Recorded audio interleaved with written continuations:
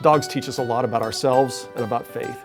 And as I think about that, I think about some of the lessons I've learned from my dog that just were perfect illustrations that I used in sermons of the spiritual condition, the human condition that we see in the canine condition. So Maggie, our beagle, her nose got her into trouble a lot. She could sniff out food where she wasn't supposed to get it. She could find things that she wanted to eat that she wasn't supposed to eat. And I remember once we had a friend bringing over tables and chairs to use for a gathering we were having at the house. And she'd also brought over a dessert, lemon bars. And Maggie got out while we were taking the tables in and out and the chairs in and out. And pretty soon I see her coming around the corner from the car, and she's got powdered sugar all over her nose. And her nose got her into trouble, and she ate half a plate of lemon bars in that period of time and ruined the rest of them by slobbering all over them.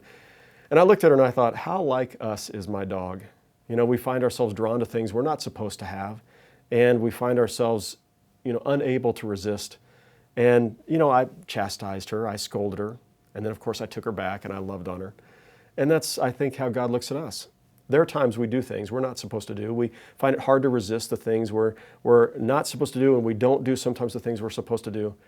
And God takes us back again. I think about our dogs, Maggie and Maybelle, and they both, if there's something on our property, and we have some acreage, and if there's something on our property, maybe trash or an animal that's died on the property, just things that die on the property, and dogs find these nasty, stinky, smelly things, and they roll in them. And they just take great delight in rolling back and forth in this. We called it rolling in the stink.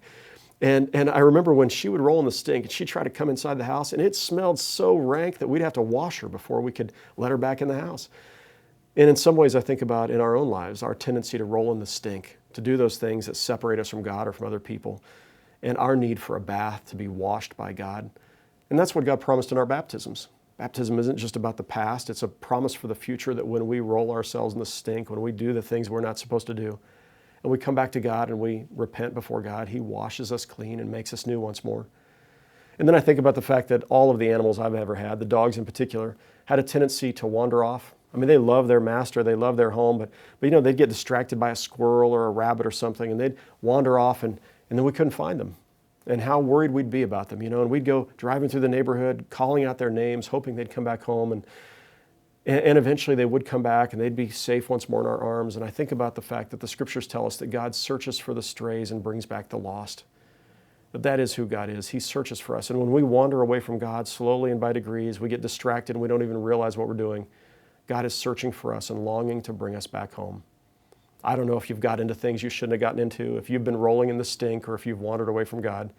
But whatever's going on in your life, God stands ready to wash you, to take you back, and to make you new.